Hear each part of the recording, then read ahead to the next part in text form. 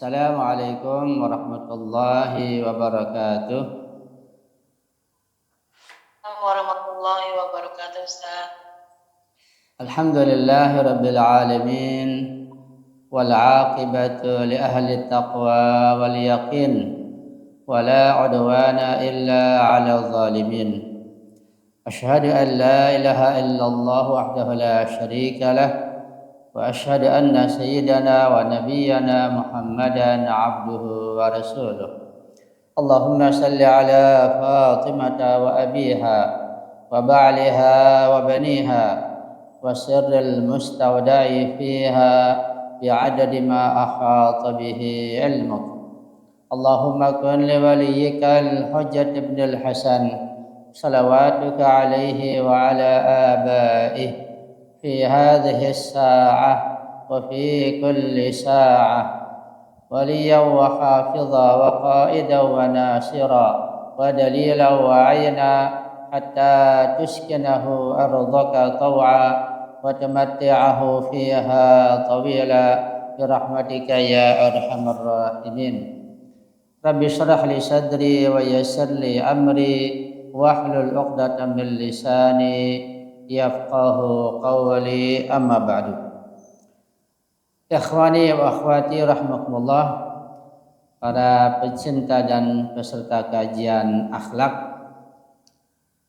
Alhamdulillah, syukurillah, mari kita bersyukur pada Allah Subhanahu wa taala. Pada malam yang mulia ini kita dapat melanjutkan kajian akhlak kita yang biasa kita adakan tiap hari Selasa sore. Sekarang kita rubah menjadi setiap malam Selasa insyaallah. Kemudian kajian akhlak yang kita pelajari ini betul-betul dapat merubah akhlak kita yang tidak baik, yang buruk menjadi baik, dari yang baik menjadi lebih baik, dari akhlak bias menjadi akhlak irfani, insyaallah, dan terus meningkat sampai tidak ada batasnya, sampai kepada makam al-fana, sampai ke makam ahlul bait, sampai ke makam syafaat insyaallah. Amin ya rabbal alamin. Kepada Bu Ira Rosta yang telah menyiapkan program asal ini, terima kasih banyak. Semoga betul-betul asal ini mendatang keberkahan dan limpahan rahmat yang besar dunia dan akhirat buat ibu ras keluarga dan buat kita semuanya insyaallah ya rabbal alamin. Kita masuk kepada pembahasan akhlak pertemuan yang ke-18. Berarti kita sudah mengadakan pertemuan akhlak 17 kali pertemuan. Nah, bagi yang mungkin baru masuk, baru mendengar, insya Allah bisa meminta dan mendengar rekamannya dari mulai yang pertama sampai yang ke-17. Insya Allah bila menyimpan rekamannya bisa dikirimkan kepada yang membutuhkannya insya Allah. Nanti mari kita kaji bersama-sama. Seperti biasanya saya akan bacakan teksnya perlahan-lahan dan saya akan jelaskan yang perlu dijelaskan insya Allah.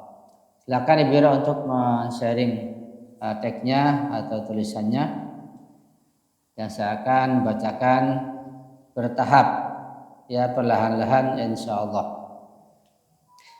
Seperti yang sudah saya pernah jelaskan bahwa akhlak yang kita baca dan kita kaji ini dengan menggunakan dan merujuk kitab Jami'us Sa'adat, itu karya seorang ulama besar dari mazhab Imamiyah, Sayyid Muhammad Mahdi An-Diraqi.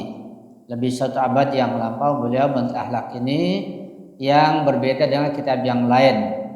Kan landasan kitabnya adalah landasannya falsafi dan akli. Jadi kita masih berada pada bahasan muqaddimah. Perlu kita memahami tentang apa itu akhlak, apa manfaatnya dan seterusnya. Dan memang masih agak sulit, tapi nanti setelah kita melewati kajian muqaddimah ini akan mudah insyaallah. Itu kajian praktisnya, kajian amalinya kita akan kaji lebih lanjut insyaallah.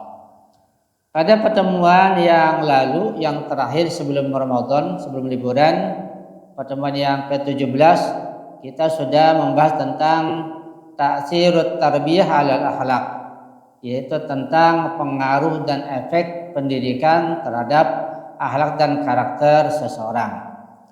Dan saya akan bacakan ringkasan akhlak yang ke-17. Bismillahirrahmanirrahim. Faslun ta'sirut tarbiyati 'alal akhlaqi. Pengaruh atau efek pendidikan terhadap akhlak. Akhlak adalah suatu malakah dalam jiwa yang meniscayakan lahirnya perbuatan-perbuatan secara mudah dan spontan tanpa memerlukan pemikiran panjang dan pertimbangan terlebih dahulu. Seperti yang sudah saya jelaskan di awal pertemuan bahwa pengertian atau definisi akhlak yang beredar di masyarakat dalam lisan atau ucapan atau obrolan masyarakat itu berbeda dengan akhlak di dalam ilmu akhlak. Akhlak dan ilmu akhlak itu adalah karakter, sifat yang malakah, yang melekat, yang mendarah daging dalam jiwa seseorang. Selama belum mendarah daging, selama belum mensubstansi, belum malakah, belum disebut akhlak, belum menjadi karakter. Itu akhlak dalam pengertian ilmu akhlak, bukan akhlak dalam masyarakat, tentu berbeda. Artinya bahwa akhlak dalam ilmu akhlak itu perlu adanya latihan. Misalnya seseorang yang tadinya pelit, dia latihan terus, sedekah terus, dengan susah payah sampai nanti bersedekah dengan mudah, mengasih infak dengan mudah. Itu kalau sudah mudah, sudah malakah, sudah susah, namanya telah mencapai akhlak yang mulia. Bukan sekedar lahiriah saja seperti yang penilaian yang berada pada masyarakat. Akhlak sejati bukanlah sekadar perbuatan sesaat atau sikap yang dibuat-buat, melainkan sebuah kondisi batin yang telah mengakar kuat dalam jiwa. Itu akhlak sudah mengakar dalam jiwa, bukan sekedar spontan, tingkah laku, ucapan, perbuatan yang spontan, hanya sekejap, hanya sekilas, sementara itu bukan akhlak dalam kajian ilmu akhlak. Ketika akhlak telah menjadi malakah, telah menjadi substansi, telah mendarah daging, telah menyatu dengan jiwanya, maka perbuatan baik atau buruk muncul secara alami, secara spontan, baik perbuatan yang baik maupun perbuatan yang buruk. Pendidikan yang berkelanjutan, teladan yang konsisten, dan latihan moral yang terus-menerus akan mengubah perilaku yang awalnya dilakukan dengan usaha dan kesadaran penuh menjadi kebiasaan jiwa yang spontan. Sebaliknya, tanpa pendidikan yang benar, maka jiwa akan terbiasa pada sifat-sifat tercela yang juga kelak muncul dengan mudah dan tanpa rasa bersalah. Jadi perbuatan baik itu, akhlak yang baik perlu latihan, perlu mujahadah, perlu sungguh-sungguh, perlu serius. Juga perbuatan yang buruk, ya kalau dia tidak dilatih berbuat baik, latihannya berbuat buruk terus, maka dia akan menjadi malakah. Seperti misalnya kita lihat ya Netanyahu atau Donald Trump, ucapannya buruk terus, sudah jadi malakah. Untuk berbuat baik sangat sulit dan tidak bisa karena terbiasa seperti itu. Jadi orang yang terbiasa berbuat baik, ucapannya baik, sikap baik, akan mudah berbuat baik, bersikap baik, bertutur kata baik. Orang biasa bertutur kata buruk dan bersikap buruk, bertingkah laku buruk, nanti akan terbiasa berbuat buruk, bertingkah laku buruk, berucap buruk, tergantung kebiasaan seseorang. Maka pendidikan bukan sekadar mentransfer pengetahuan. Ya. Jadi pendidikan di sekolah, di rumah, di pesantren, di hauja itu bukan sekadar mentransfer, memindahkan pengetahuan, tetapi proses membentuk jiwa hingga akhlak menjadi watak, bukan hanya topeng. Dan itu akhlak ini lebih efektif kalau diajarkan di pesantren, di hauja, dibanding kalau sekolahnya pulang pergi, yaitu pergaulan lebih sulit untuk membentuk akhlak. Dan malakah adalah suatu keadaan atau kualitas kejiwaan yang menetap, yang hilangnya sangat lambat. Itu namanya malakah. Itu sudah mensubstansi, sudah mendarah daging, sudah malakah, sudah menyatu. Sehingga kalau misalnya perbuatan baik sudah menyatu, maka nggak bisa lepas. Seperti Rasulullah, para ma'sumin akhlak baiknya sudah menyatu, nggak mungkin berbuat buruk, namanya ma'sum. Ya maksumnya sempurna. Bagaimana perbuatan buruk pada Abu Lahab misalnya, pada Fir'aun, pada Abu Jahal, akhlak buruknya menyatu, nggak mungkin buat baik. Sehingga Allah tegaskan, Allah stempel tabat yada abi lahabi wa tab, yaitu sudah menyatu. Begitulah semua perbuatan yang baik ketika sudah menyatu, sudah mendarah daging, karena latihan terus dengan berat dan jangan dipaksa, maka akan mudah nanti keluarnya setelah latihan bertahun-tahun. Ya.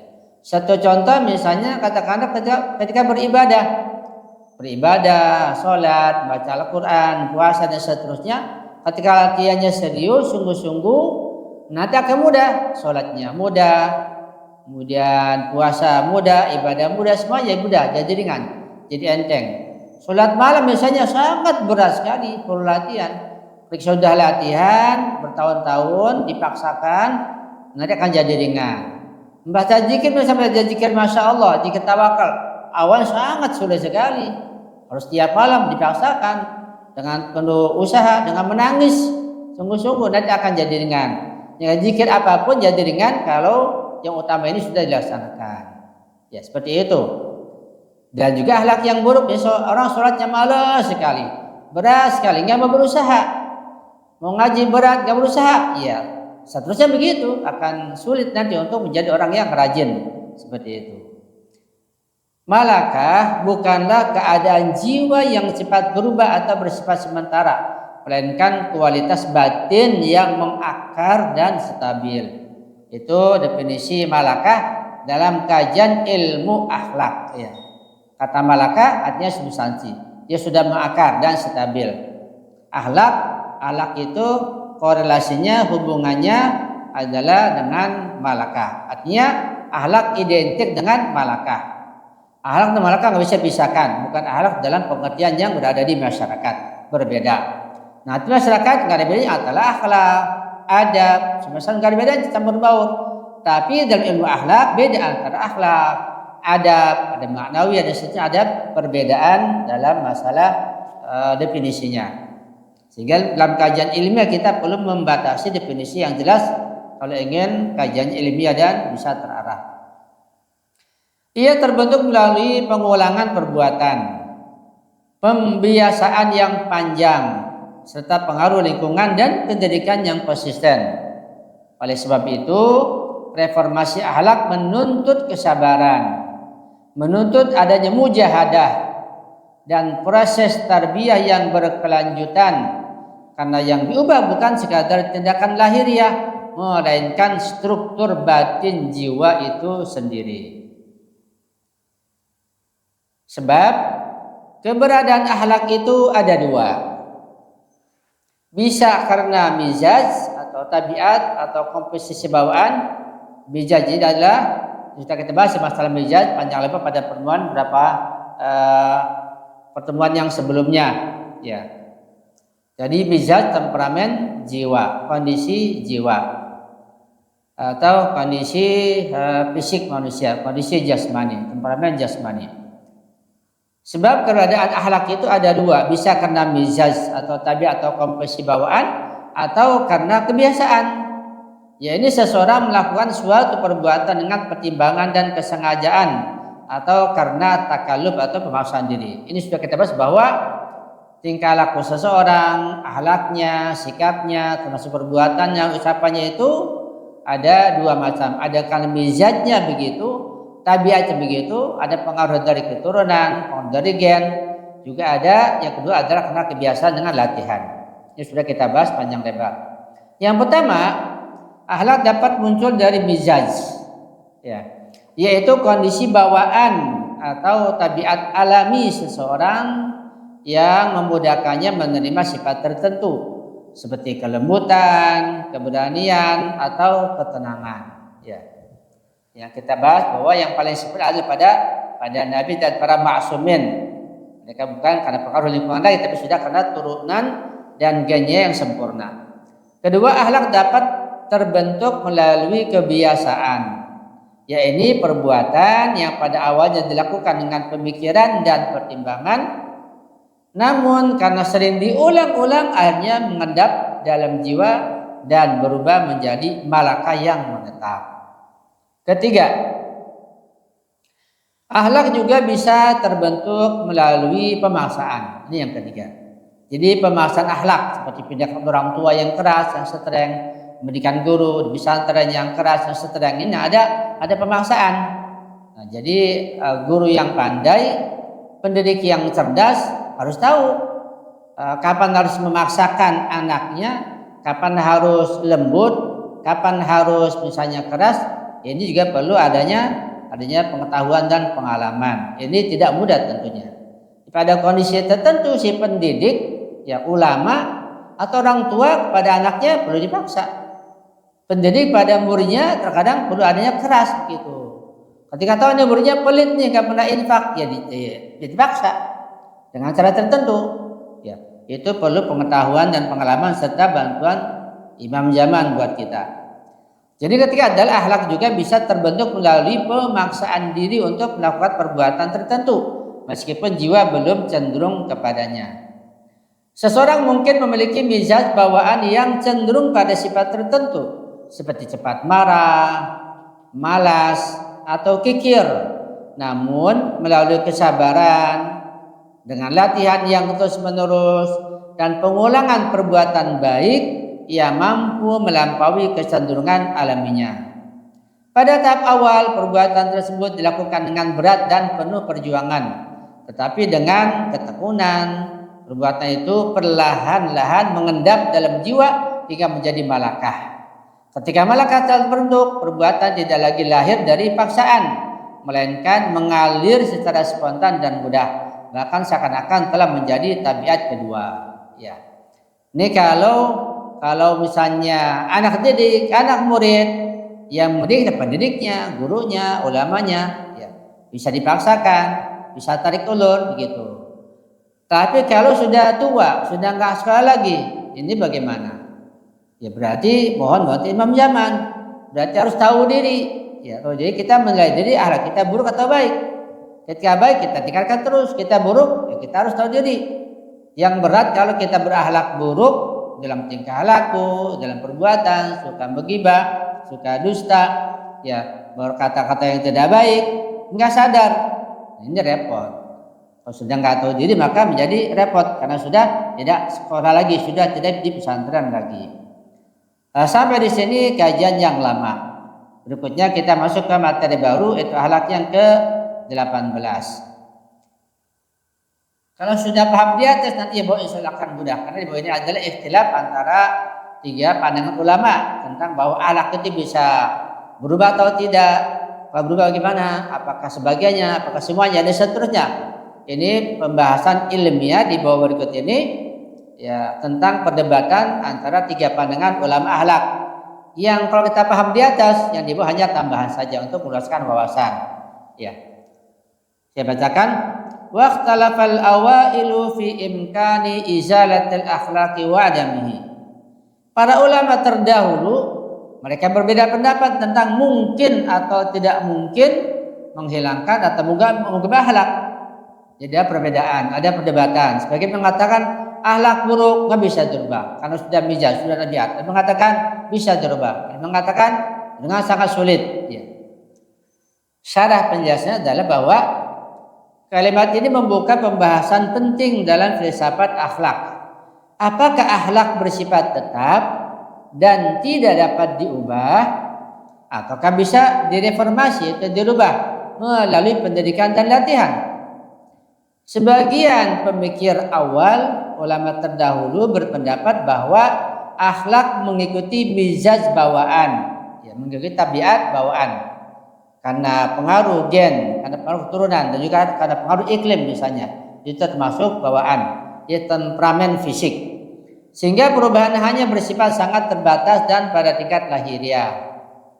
Menurut pandangan ini, pendidikan hanya berfungsi mengekang atau mengatur perilaku, bukan mengubah watak batin. Namun, Kelompok lain menegaskan bahwa akhlak karena ia adalah malaka yang terbentuk melalui kebiasaan dan latihan, pada prinsipnya dapat diubah dan diarahkan, meskipun prosesnya sulit dan memerlukan waktu yang panjang. Perbedaan pendapat ini berimplikasi langsung pada konsep tarbiyah, konsep pendidikan, tanggung jawab moral, dan kemungkinan tazkiyatun nafs yang mensucikan jiwa dan diri. Jika akhlak tidak bisa diubah, maka nasihat dan pendidikan kehilangan maknanya. Sebaliknya, jika akhlak dapat diubah, maka mujahadah, latihan, dan pembinaan jiwa menjadi fondasi utama kesempurnaan manusia. Wa thalitsul aqwali anna ba'daha tabi'iyyun yamtani'u zawaluhu wa ba'daha ghairu tabi'iyyin hasilin min asbabin kharijatin yumkinu zawaluhu. Artinya, pendapat ketiga adalah menyatakan bahwa sebagian akhlak bersifat alami atau bawaan sehingga tidak mungkin dihilangkan. Ini pendapat yang ketiga. Sementara sebagian lainnya tidak bersifat alami, melainkan terbentuk dari sebab-sebab eksternal dan karenanya masih mungkin dihilangkan. Di pendapat yang ketiga, ada akhlak yang bisa diubah, ada yang bisa diubah, begitu. Penjelasannya adalah pendapat ini merupakan jalan tengah antara dua pandangan ekstrim dalam pembahasan perubahan akhlak. Ia mengakui adanya sifat-sifat tertentu yang berakar kuat dalam mizaj manusia sehingga perubahan total terhadapnya hampir mustahil. Sifat semacam ini hanya dapat diarahkan, dilembutkan atau dikendalikan, bukan dihapus sepenuhnya. Namun pada saat yang sama, pendapat ini menegaskan bahwa banyak sifat akhlak lainnya tidak bersifat bawaan, melainkan terbentuk melalui pengaruh lingkungan, pendidikan, kebiasaan, dan pengalaman hidup.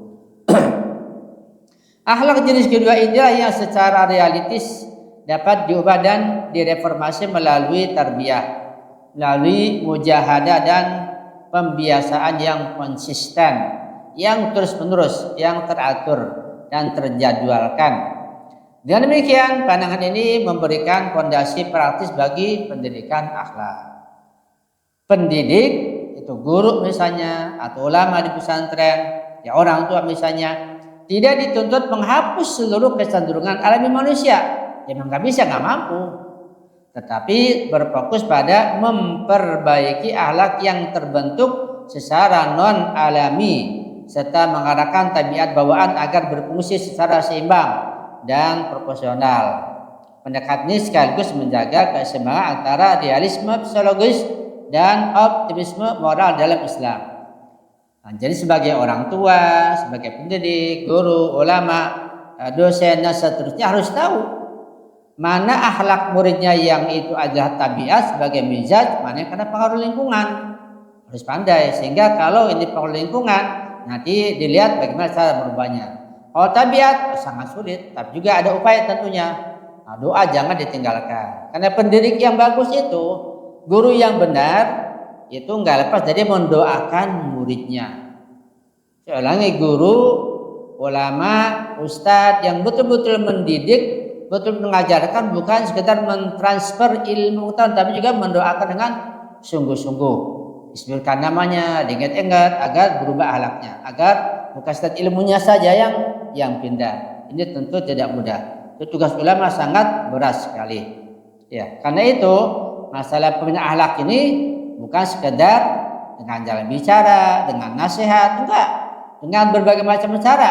Ya, dari nasihat dengan Al-Quran, dengan hadis, memberikan makanannya, tingkah lakunya, sampai pandangan matanya, dan seterusnya. Jika Islam bisa berubah. Kalau enggak berubah juga ya serahkan pada Allah. Kan nanti ada hubungan dengan malakah seseorang. Jadi kalau kita paham ini nanti kita akan paham bahwa mengapa iblis kok enggak berubah akhlaknya. Mengapa Firaun enggak berubah? Mengapa Donald Trump misalnya atau misalnya orang seperti itu enggak berubah akhlaknya. Begitu. Jadi sebagaimana pada klimaknya, pada puncaknya kalau sudah mensubstansi, sudah malaka, yang baik tidak akan berubah kepada buruk. itulah ma'sum namanya, para nabi, para rasul, para ma'sumin, para Eropa. Nggak mungkin, mustahil mereka untuk berbuat buruk. Begitu. Imam Khomeini, Rahbar dan seterusnya, mustahil, sudah malakah akhlaknya akhlak yang baik. Juga akhlak yang buruk ketika sudah malakah mustahil akan berbuat baik, gitu. Nah, kita ini insya Allah belum malakah pada perbuatan yang baik dan juga belum malakah pada perbuatan buruk. Kita masih berusaha terus. Sehingga kalau kita merasa sudah malakah berbuat baik, kita bersyukur kepada Allah. Itu kita yang tahu, orang lain nggak tahu.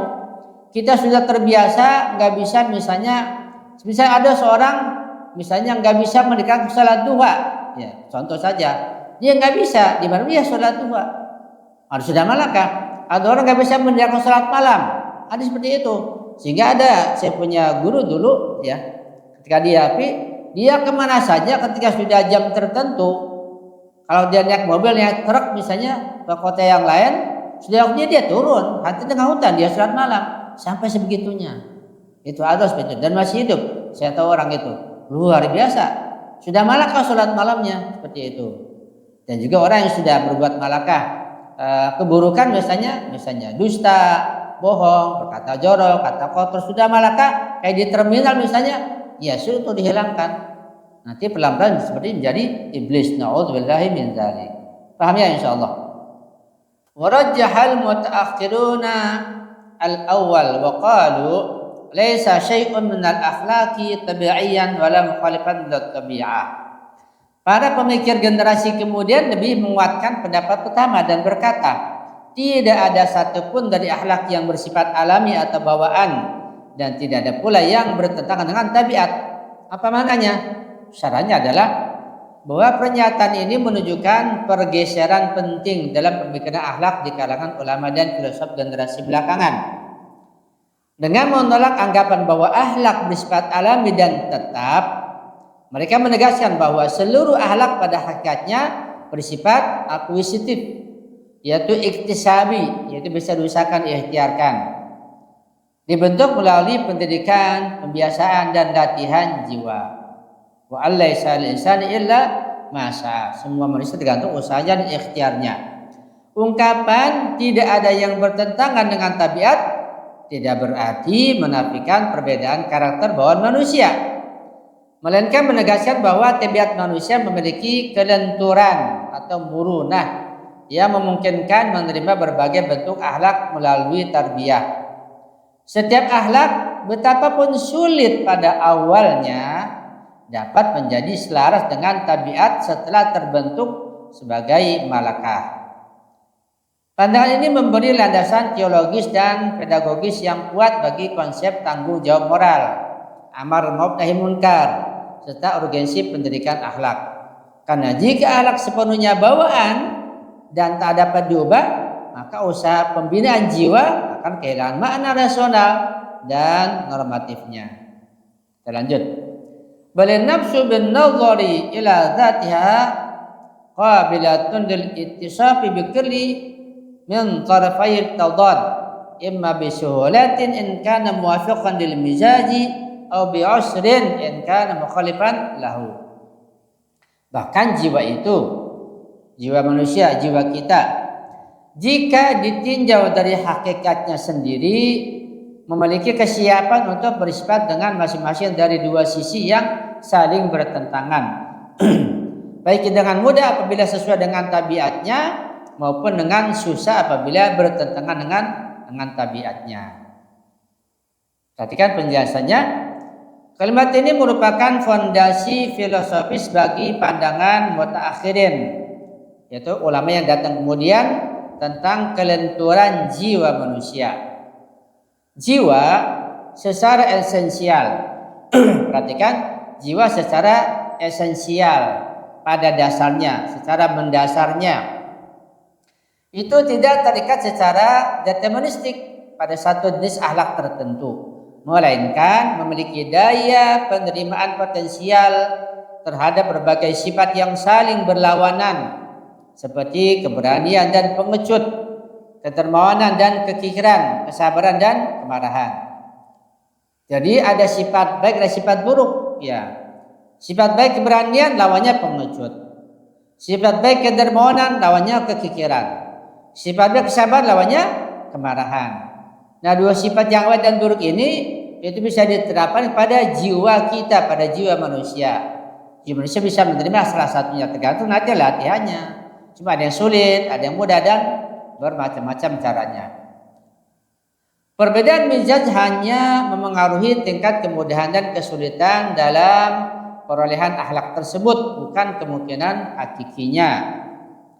Akhlak yang selaras dengan tabiat bawaan akan terbentuk lebih cepat dan ringan.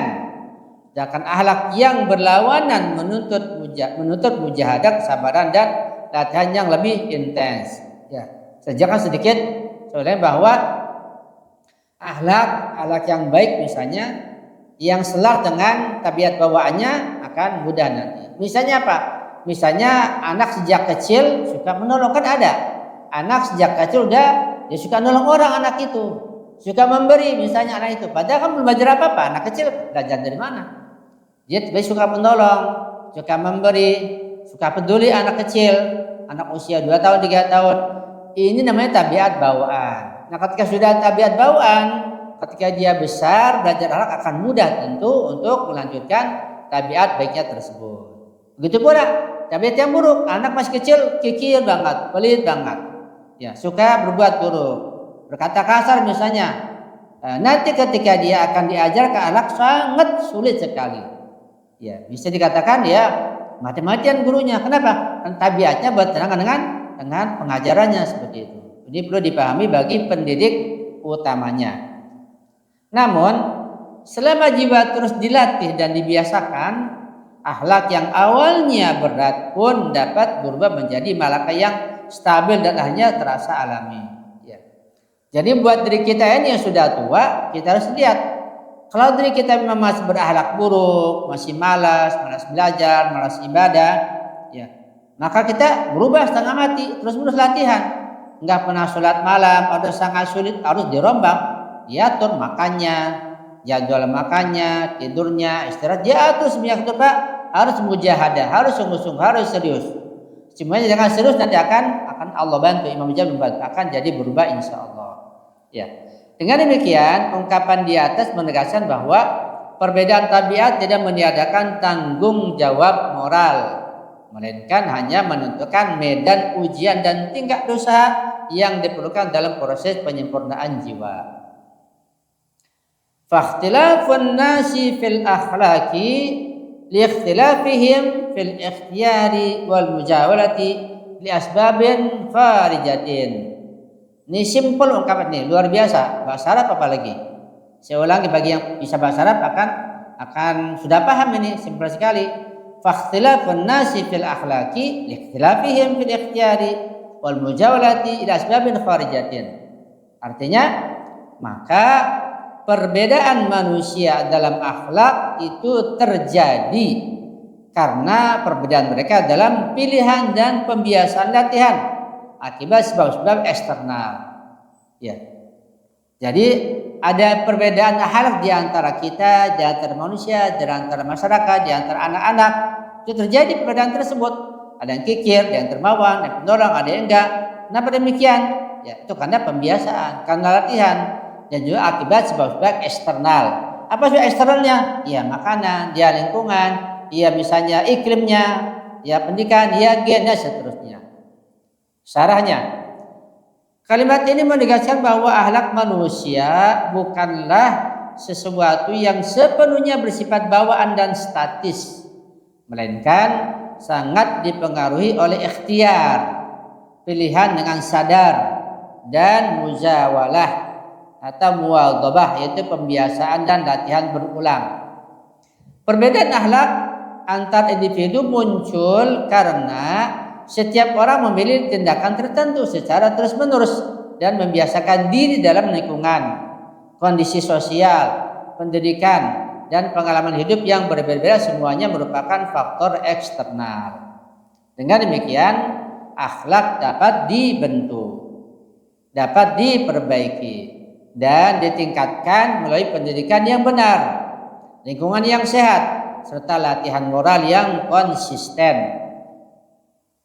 Pandangan ini meneguhkan prinsip tanggung jawab moral manusia dan membuka ruang besar bagi tarbiyah akhlakiyah sebagai sarana transformasi kepribadian. Ini pentingnya pendidikan, pentingnya pengajaran. Ya. Dan kita alhamdulillah pendidik kita bertingkat tingkat dari orang tua, guru, ustadz, marja, wakil imam zaman terus sampai kepada Nabi Rasulullah. Ini pendidikan yang sempurna tentunya. Ya. Jadi pendidikan ketika pendidiknya pun salah akan salah juga. Ketika pendidiknya adalah sahabat yang tidak saling ahlul bait maka akan beda hasilnya tentunya. Sehingga sifatnya pengecut. Ya.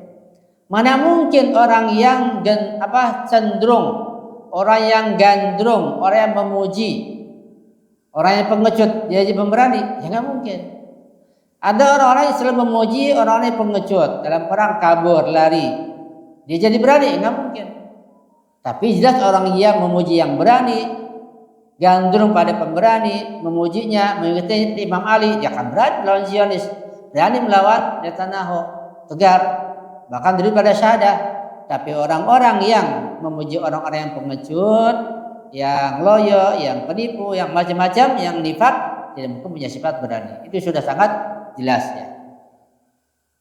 Hujjatul qaulil awal anna kulla khuluqin qabilun lit-taghyir wa kullu qabilin lit-taghyir laysa tabi'iyan fayantaju la syai'a min al-khuluqi bi tabi'iyyan wal kubra badihiyatun wa sughra wujdaniyatun. Ini sudah pakai ilmu mantik ya, pakai kias istisnai atau kias tamtsili dalam ilmu mantik. Hujah pendapat pertama, sesungguhnya setiap akhlak dapat menerima perubahan. Dan setiap sesuatu yang dapat berubah bukanlah bersifat alami atau bawaan. Maka kesimpulannya adalah natijanya, konklusinya adalah tidak ada satupun akhlak yang bersifat alami. Premis mayor bersifat aksiomatis, sedangkan premis minor bersifat intuitif, yaitu berdasarkan pengalaman batin atau empiris langsung. Syarahnya, teks ini menjanjikan argumen rasional filosofis untuk menolak anggapan bahwa akhlak manusia itu bersifat tabi'i, bersifat bawaan sejak lahir dan tidak berubah. Itu dia tolak. Struktur hujahnya berbentuk kias mantiki dalam ilmu logika. 1. Premis mayor atau kubro, setiap yang menerima perubahan bukanlah sesuatu yang alami. Ini juga perlu dijelaskan. Kita bukan belajar mantik, kita hanya belajar akhlak, juga agak sulit ya, kita lewat sajalah. Kita pahami dengan baik bahwa setiap yang menerima perubahan bukanlah sesuatu yang alami. Sebab yang alami itu nggak menerima perubahan. Ya, yang takwi ini nggak berubah. Nanti juga ada ayatnya yang berbunyi masalah itu. Bahwa sunnatullah tidak akan berubah. Ulan tajida li sunnatillahi tabdila. Walan tajida li sunnatil tahwil. Ini ada kaitannya. Kita enggak ke sana. Nah, setiap yang menerima perubahan bukan sesuatu yang alami. Ini disebut badihi, gamblang, jelas. Karena secara rasional sesuatu yang benar-benar alami akan bersifat tetap dan tidak mudah berubah. Kedua, premis minornya atau sughronya. Akhlak terbukti dapat berubah. Ini disebut wujdani. Karena setiap orang merasakan dan menyaksikan secara langsung bahwa akhlak dapat dibentuk, akhlak dapat diperbaiki atau dirusak. Jadi akhlak buruk dapat diperbaiki, akhlak baik dapat dirusak melalui pendidikan, latihan dan lingkungan. Ya. Dari dua premis ini atau dua muqaddimah ini lahirlah kesimpulan. Apa kesimpulannya? Yaitu bahwa akhlak bukanlah sifat bawaan yang kaku, yang eksis, yang tidak berubah, melainkan malaka yang bisa dibentuk melalui tarbiyah, lewat pendidikan, lewat riyadhatun nafs, ya, usaha, mujahadah dan kebiasaan. Implikasi pentingnya adalah pendidikan moral bukan hanya mungkin, tetapi niscaya dan bermakna. Karena manusia memiliki kapasitas nyata untuk berubah secara etis. Pada ini sejalan dengan tradisi etika Islam klasik dan memperkuat tanggung jawab moral individu atas pembentukan karakternya. Lanjut, fa inna najidu anna syarira atau anna syarira yasiru bimusahabatihi al-khaira khairan wa al-khaira bimujalasati asyirrira syariran. Perhatikan baik-baik. Ini ungkapan luar biasa nih, sangat penting untuk kita pahami. Kata-kata yang sangat indah. Sesungguhnya kita dapati bahwa orang yang jahat dapat menjadi baik karena pergaulannya dengan orang yang baik. Dan orang yang baik dapat menjadi jahat karena kebersamaannya dengan orang yang jahat. Ini sudah sangat jelas ya. Bahkan bukan hanya itu, bukan hanya masalah akhlak, masalah akidah juga begitu. Misalnya satu contoh, orang akidahnya misalnya ahli sunnah, dia bergaul terus orang-orang Wahabi dengan tarbiyah, ya, dengan halaqah, ya jadi Wahabi, dan malakah nanti sulit hilangnya malakah. Dan sebaliknya juga orang Wahabi misalnya bergaul dengan orang Syiah, berusaha berupaya hilang Wahabinya jadi orang Syiah, jadi logis nanti. Itu sangat jelas, itu sangat banyak terjadi seperti itu. Ya. Nah kalau kita yang tadinya Wahabi, kita Sunni, kita berubah usaha kita menjadi orang yang berakhlak ahlul bait, kita bersyukur pada Allah Subhanahu wa taala. Tapi ada orang-orang yang berubah dari yang baik ke buruk, kita menangis, kita sedih. Caranya halaman 17. Ya. Ungkapan ini merupakan dalil empiris atau wujdani tajribi. Ya, empiris dengan pengalaman, ya, dengan eksperimen yang menguatkan tesis pandangan pendapat bahwa akhlak bersifat dapat berubah dan sangat dipengaruhi oleh lingkungan sosial. Hanya lingkungan sosial, ya gurunya juga, murabinya juga, ya ini sangat menentukan. Ya, suhbah dan mujalasah, persahabatan dan duduk di halaqah di majlis. Pergaulan yang intens dan berulang melahirkan ta'wid, yaitu pembiasaan. Dan pembiasaan inilah yang perlahan membentuk malakah akhlakiyah dalam jiwa seseorang. Ini luar biasa, ini ilmu sosial tinggi ini, ya, oleh Ayatullah Muhammad An-Diraqi. Secara filosofis, jiwa manusia memiliki kesiapan atau isti'adad, ya, potensi untuk menerima bentuk-bentuk moral tertentu. Kita punya potensi, semua manusia punya potensi untuk menerima arah-arah tertentu. Ketika ia terus-menerus terpapar contoh baik, nilai dan perilaku tersebut terinternalisasi hingga menjadi karakter. Sebaliknya, kebiasaan bergaul dengan keburukan melemahkan kontrol moral dan menggeser standar nilai, sehingga akhlak baik pun dapat terdegradasi. Implikasinya dalam pendidikan Islam sangat tegas. Perhatikan, saya ulangi, implikasinya dalam pendidikan Islam sangat tegas. Apa itu?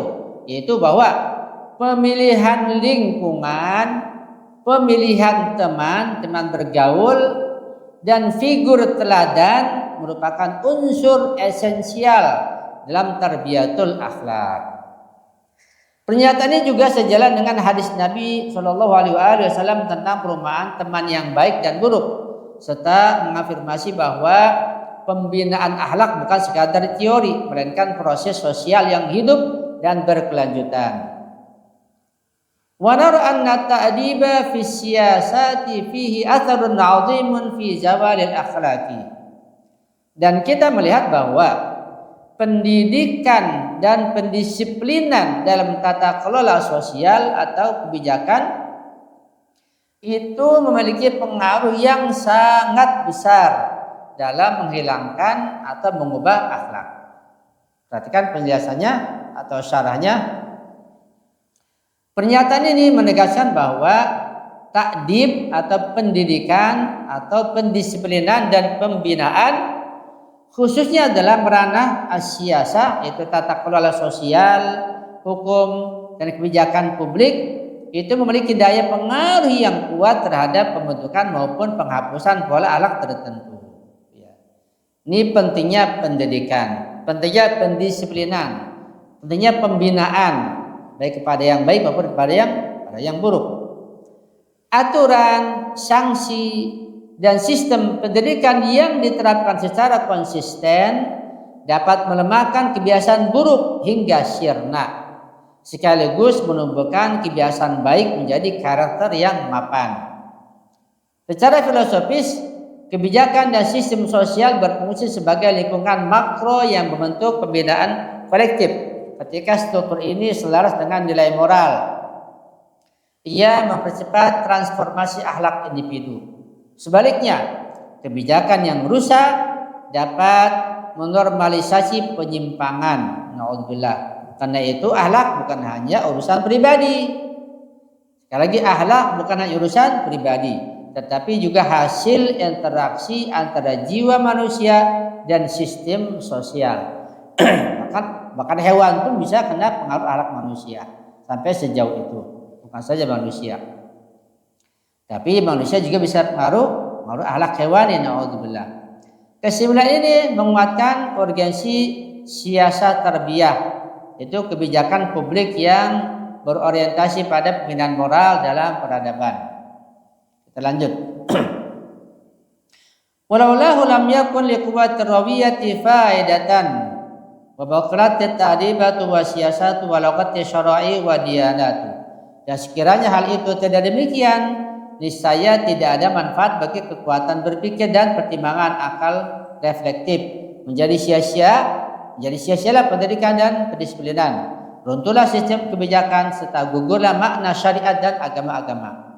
Syarahnya, kalimat ini merupakan penegasan puncak atau natijah kubro dari rangkaian hujah sebelumnya.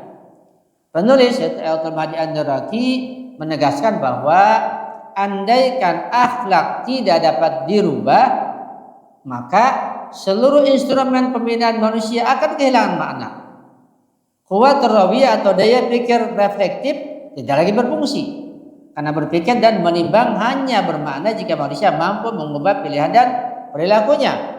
Lebih jauh, ta'dib, siasat, dan bahkan syariat serta agama secara keseluruhan menjadi tidak relevan, sebab seluruhnya dibangun di atas asumsi fundamental bahwa manusia dapat dididik, diarahkan, dan diperbaiki.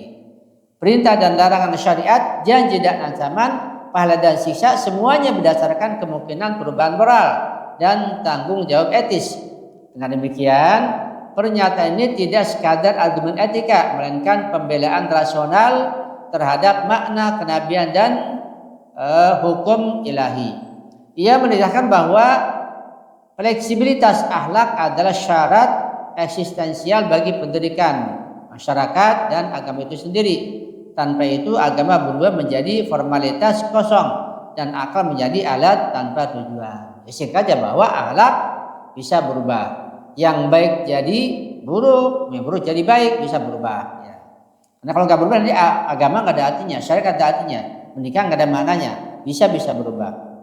Cuma nanti sulitnya tergantung mizajnya. Ulama qala Allah Subhanahu qad aflaha man zakkaha. Dan ketika Allah yang Maha Suci berfirman, sungguh beruntunglah orang yang menyucikan jiwanya itu. Tazkiyatun nafs. Syarahnya, ayat ini menjadi dalil naqli, dalil tekstual yang mengukuhkan seluruh argumen rasional sebelumnya. Ungkapan zakkaha yaitu menyucikannya secara jelas menunjukkan adanya tindakan aktif dan proses keberlanjutan, bukan keadaan statis atau bawaan. Penyucian jiwa mengandaikan bahwa jiwa dan akhlak dapat dibentuk, ditingkatkan, dan dapat diubah melalui usaha sadar, dengan latihan dan dengan pendidikan. Dengan menjadikan keberuntungan atau al-falah sebagai konsekuensi dari tazkiyatun nafs, maka Al-Quran menegaskan tanggung jawab moral manusia atas pembinaan dirinya. Seandainya akhlak tidak dapat berubah, maka perintah tazkiyah akan kehilangan makna, dan pujian maupun janji keberuntungan menjadi tidak rasional. Karena itu, ayat ini berfungsi sebagai fondasi Qur'ani bagi teori pendidikan akhlak, yaitu manusia diperintahkan untuk memperbaiki dirinya karena ia mampu melakukannya. Ayat ini sekaligus menyempurnakan bangunan hujjah, yaitu apa? Akal membuktikan akhlak bisa berubah. Pengalaman juga menguatkan tentang bahwa akhlak bisa berubah. Syariat juga menegaskan akhlak bisa berubah secara eksplisit. Ulama qala Nabi sallallahu alaihi wasallam hassinu akhlaqahum.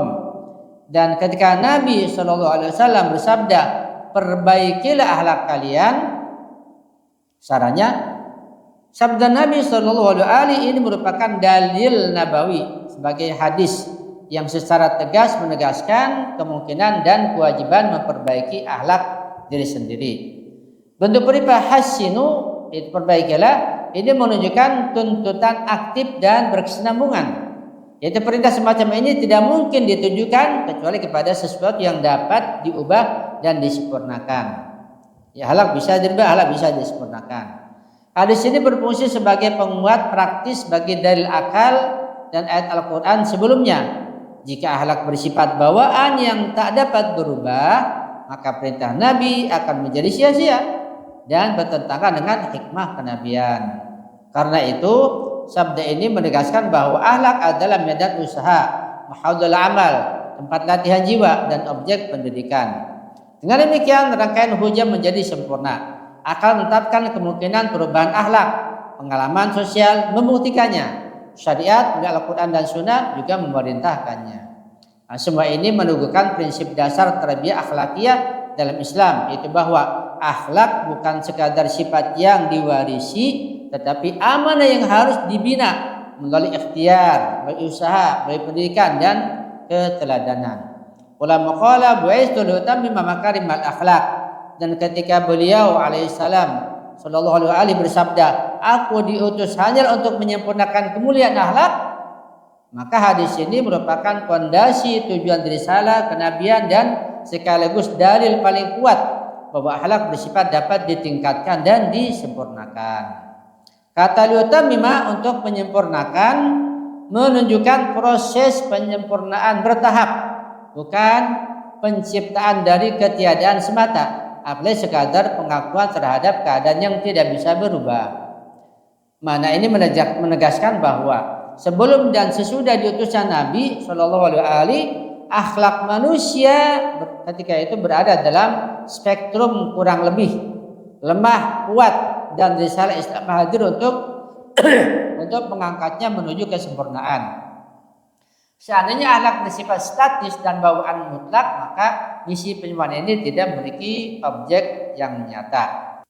Dengan hadis ini, bangunan hujah menjadi lengkap dan kokoh, yaitu akal menetapkan kemungkinan perubahan akhlak, pengalaman dan terlihatnya sosial membuktikannya, Al-Quran memerintahkan penyucian jiwa, Sunnah menjadikan perbaikan dan penyempurnaan akhlak sebagai tujuan utama kenabian.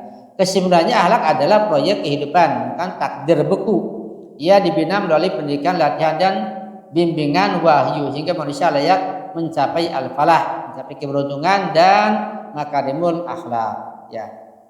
Bisa sampai di sini dulu. Nanti kita diskusikan yang mungkin kurang dipahami atau yang berdiskusikan. Silakan biar untuk membuka sesi tanya jawab. Karena waktu sudah tidak mengizinkan lagi.